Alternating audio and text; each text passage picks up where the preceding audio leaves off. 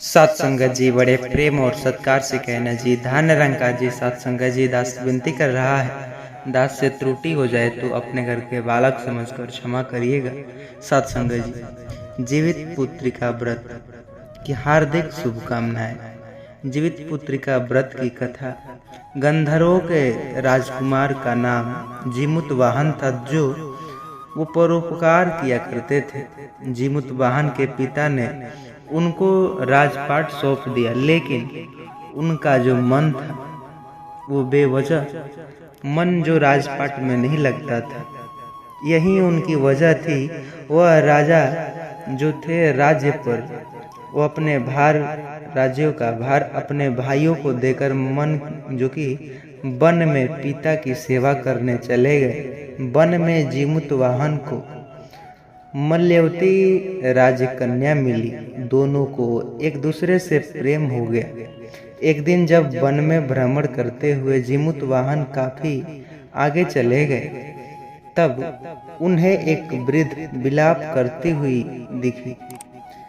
उन्होंने पूछा कि आप क्यों रो रही हैं? उस वृद्ध ने रोते हुए कहा, मैं नागवंश की स्त्री हूँ, मुझे एक ही पुत्र है। पक्षीराज गरुड़ के कोप से मुक्ति दिलाने के लिए नागों ने यहाँ व्यवस्था की है कि गरुड़ पुराण जो कि उसके अनुसार गरुड़ की योजना भक्षण के लिए एक युवा नाग सौंप दिया जाए। आज मेरे पुत्र शंखचूड़ की बलि का दिन है। आज मेरे पुत्र के जीवन पर संकट है और थोड़ी देर बाद ही मैं पुत्र विहीन हो जाऊंगी। एक माँ के लिए इससे बड़ा दुख क्या होगा कि जीते जी उसका पुत्र न रहे। जीमुत वाहन को यह सुनकर बहुत दुख हुआ। उन्होंने सब जो वृद्धा को आश्वस्त जो कि करते हुए कहा, डरो मत, मैं तुम्हारे पुत्र के प्राणों की रक्षा करूंगा।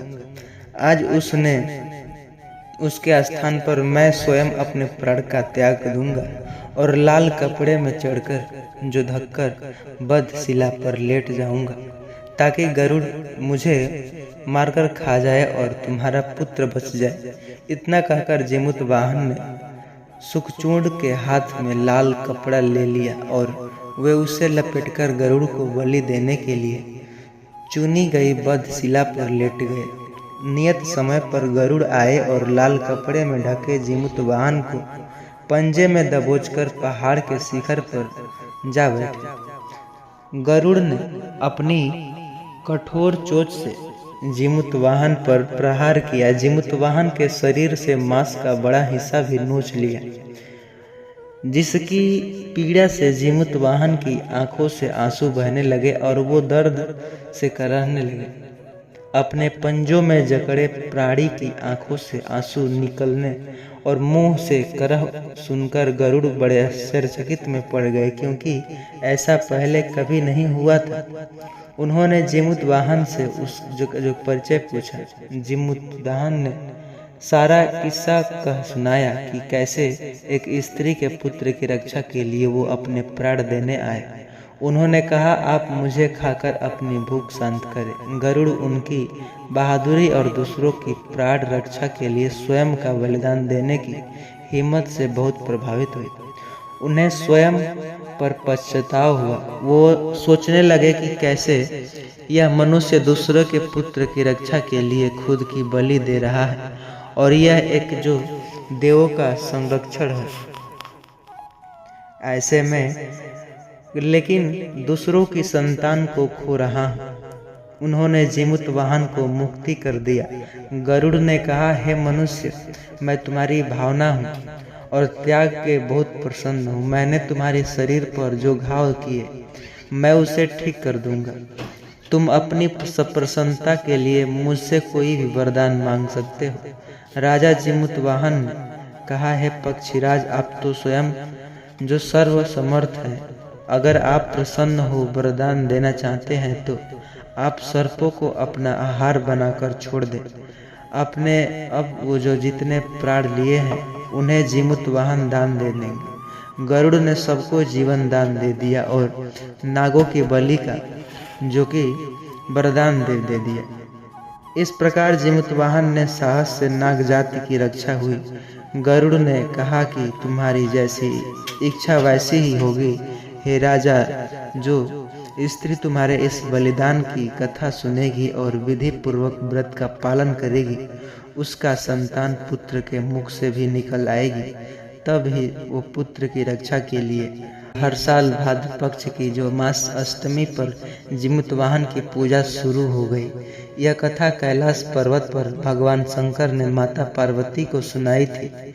जीवित पुत्रिका के दिन भगवान श्री गणेश जो माता पार्वती और ऐसे में उनके शिष्य होने के नाते ये सब सारी क्रियाएं चलती। ऐसे में तो पार्वती और शिव जी की पूजा एक ध्यान दे और बाद एक कथा सुनाई जाती। यह तो आज की कथा। आपको यह कथा कैसी लगी कमेंट में ज़रूर बताइएगा। अगर यह कथा अच्छी लगी तो वीडियो को लाइक और चैनल को अभी तक सब्सक्राइब नहीं किए हैं तो सब्सक्राइब करिएगा और इस वीडियो को मित्रों के साथ शेयर करना ना भूलिएगा। साथ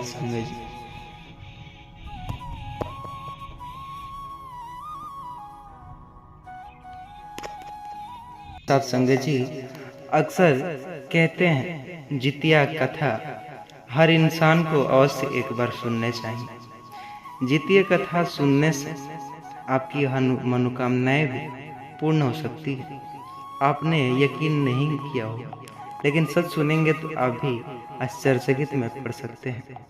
जितिया कथा इतना पवित्र है जिसे हर स्त्री को एक बार जरूर सुनने चाहिए, चाहे वह व्रती हो या ना हो। जय श्री कृष्ण। कहते हैं माताओं और बहनों, आप सभी को जितिया व्रत जरूर सुने कथा। आज हम ऐसे पावन पर्व की कथा सुनने और महत्व को समझने जा रहे हैं जिसे हर माता बहनें अपने संतान के लिए बड़े प्रेम और विश्वास के साथ करती हैं। उनका दर्द पूछिए जिनका पुत्र नहीं है, जो पुत्र के लिए अपने संतान के लिए तड़प रही है, उनको महत्व यह समझ में आएगा। संसार में मातृत्व से बढ़कर कोई कुछ भी नहीं। जब एक माँ अपने बच्चे की लंबी आयु, अच्छे स्वास्थ्य और उज्जवल भविष्य के लिए कठोर तप करती है तो उसका यह त्याग देवताओं तक को प्रभावित करता है। जितिया व्रत उसी त्याग और संकल्प जो कि प्रतीक है। इस व्रत का मूल भाव यही है कि संतान पर कोई भी जो संकट न आए, उसका जीवन सुखमय और सुरक्षित रहे। शास्त्रों में उल्लेख की जाती है जो महिलाएं पूरे नियम और श्रद्धा से जितिया व्रत करती है, उसकी संतान की रक्षा स्वयं भगवान करते हैं। श्री कृष्ण के अनुसार कृपा में संतान दीर्घ आयु होती है, तेजस्वी और मेधावी बनती है। उसके अनुसार जीवन में अकाल मृत्यु का भय दूर हो जाता है। इस व्रत को विशेष रूप से पूर्वांचल, मिथिला और बिहार, उत्तर प्रदेश के सीमावर्ती क्षेत्रों में बड़ी श्रद्धा के साथ किया जाता है। यहाँ की माताएं संतान की रक्षा के लिए इस व्रत का पालन करती हैं और पूरा गांव इस पावन पर्व का साक्षी बनता है। महिलाएं उपवास रखकर संतान के जीवन के लिए प्रार्थना करती है, संकल्प लेती है और भारत में जैसे तमाम जगह पर इसकी पूजा की जाती है और भगवान से प्रार्थना करती हैं कि उनकी संतान हर प्रकार के कष्टों से दूर रहे, संकट से दूर रहे। जितिया व्रत को विशेष यह है कि यह केवल धार्मिक परंपरा नहीं बल्कि माँ और संतान के बीच एक अद्भुत बंधन का उत्सव भी है। एक माँ के लिए उसकी संतान ही उसका सबसे बड़ा खजाना होती है और वह स्वयं भूखी प्यासी रहकर भी अपने बच्चों के सुख की कामना करती है। यही त्याग जितिया व्रत में परिलक्षित होता है। प्रिय माताएं बहनें, संतान के लिए किए गए इस व्रत का महत्व इतना अधिक है कि कहा जाए जितना उतना कम है। माँ के आशीर्वाद और व्रती की शक्ति के जो संतान का भाग्य भी बदल सकता है। इस दिन जो व्रत करने के वाली महिलाएं जो होती हैं, अक्सर बहुत ही सोच समझकर इस व्रत को करना चाहिए। अकाल मृत्यु का भय भी समाप्त हो जाता है। कहते हैं करने से उनके जीवन में सुख समृद्धि और भगवान की कृपा भी बनी रहती है। इसी कारण जितिया व्रत को हर माताएं बहनें के लिए अति आवश्यक है।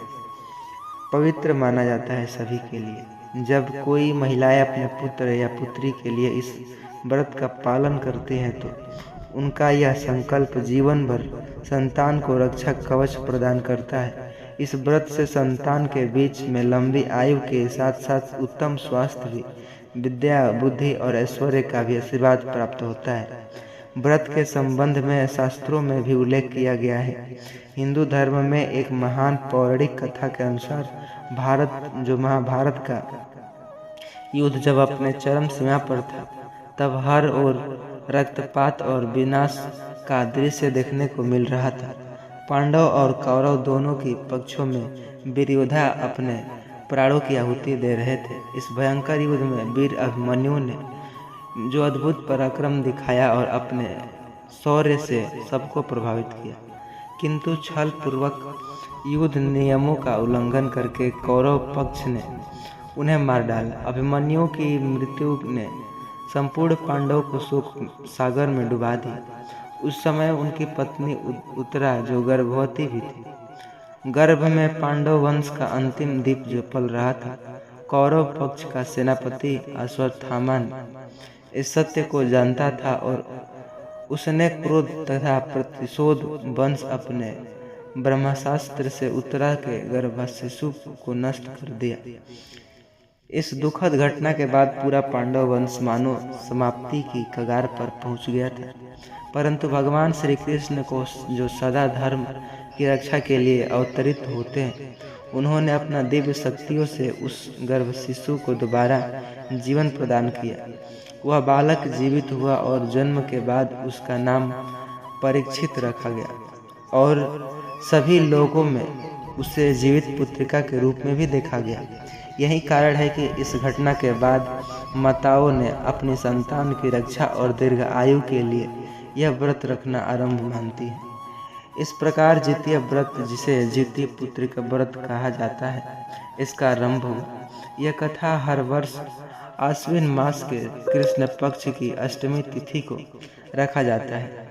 इसी दिन पितृपक्ष की अष्टमी का जो श्राद्ध भी किया जाता है, जिससे इस तिथि का महत्व और भी अधिक बढ़ जाता है।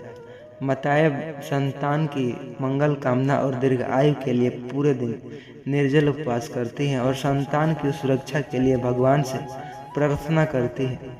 इस दिन की पूजा में भगवान गणेश, माता पार्वती और भगवान शिव को जो विशेष आराधना की जाती है। प्रिय माताएं और बहनों, जैसे आप सभी जानते हैं कि इस व्रत में जो कथा सुने बिना पूर्ण नहीं मानी जाती। यदि कथा नहीं सुनी जाती तो उसका पूर्ण जो फल प्राप्त नहीं होता। कथा ही व्रत ही आत्मा, कथा ही व्रत है, पूर्णता का साधन है। इसलिए जितिया व्रत के दिन पूरे श्रद्धा भाव से कथा अवश्य सुने और संतान की रक्षा के लिए भगवान से प्रार्थना करें। तो साथ संगत जी, आशा करते हैं यह वीडियो आपको पसंद आ रही होगी, तो प्लीज़ चैनल पर नए होंगे सब्सक्राइब ज़रूर कर लीजिएगा और वीडियो को लाइक। चलिए आगे सुनते हैं। जितिया व्रत के पीछे एक महान कथा है जो प्राचीन मित्रों के अनुसार प्राचीन काल की बात है। दंडकारण्य नामक घने वन में एक विशाल जो सेमर का वृक्ष था, जिसकी ऊंचाई डालियों पर तरह तरह के अपना बनाकर घर रहती थी पक्षियाँ।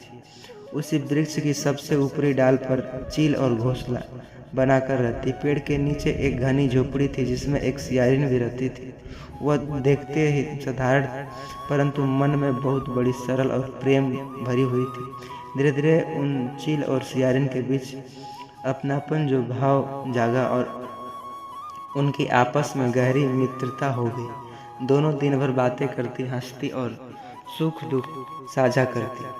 चील भी जब कहीं भोजन लाती तो उसमें से कुछ हिस्सा सियारिन के लिए अवश्य रखती। बदले में सियारिन भी चील का खूब ध्यान रखती। इस प्रकार परस्पर संयोग और सच्चे स्नेह के कारण उनका जीवन में बड़े आनंद से बीत रहे थे। समय बीतता गया। एक दिन वन में पास जो बसे गांव के ऊपर चील उड़ रही थी। तभी उसने देखा कि गांव की स्त्रियां बड़े उत्साह और श्रद्धा से मंगल गीत गा रही थी, जितिया व्रत की तैयारी कर रही थी। जब यह अदृश्य आकाश में उड़ती हुई चील ने देखा तो वह प्रसन्न हुई। जब वह शाम को लौटकर अपने घोंसले में आई तो वह अपनी प्रिय सखी सियारिन को सारी वृत्तांत सुनाती है और कहती है कि औरतें बहुत ही सुंदर पूजा कर रही थी, वे व्रत रखकर कथा सुन रही थी। चलो हम भी उनके पास चलते हैं और देखते हैं आखिर वह कौन सा व्रत कर रही थी। चील की बातें सुनकर सियारिन का मन उत्सुक हो उठा। उसने उत्तर देते हुए चील से कहा, हाँ बहन तुम ठीक कहती हो, चलो हम भी जाकर देखते हैं। शायद यह विशेष जो व्रत जो हो रहा है जिसे करने से पुण्य और सौभाग्य प्राप्त हो जाए। दोनों ने जाने का निश्चय किया और थोड़ा ही देर से जो वह गांव के समीप पहुंचा।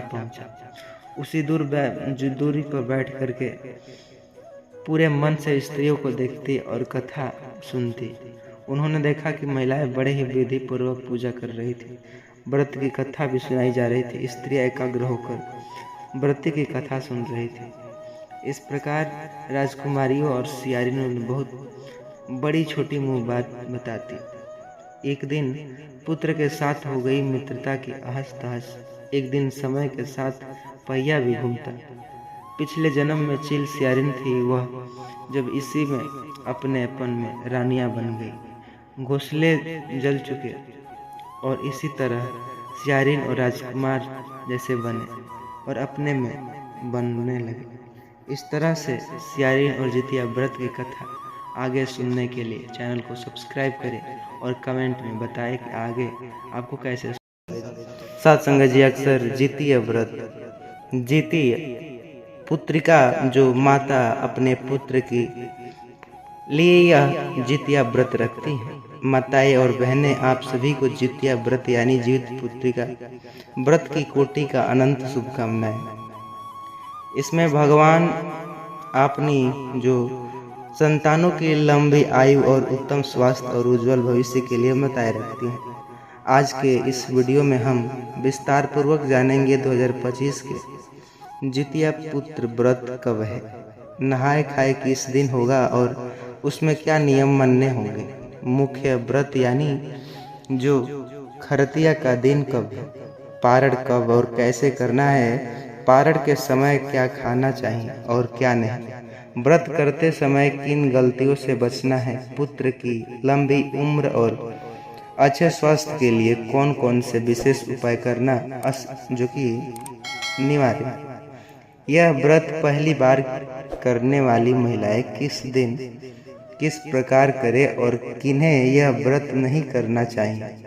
इस वीडियो में हम आपको जितिया व्रत के पूरी जुड़ी हुई जानकारी इस वीडियो में मिलने वाली है। स्थान पर विस्तार से मिलेगी ताकि आपकी पूजा विधि में कोई त्रुटि ना हो और आपको व्रत का सफल प्राप्त हो।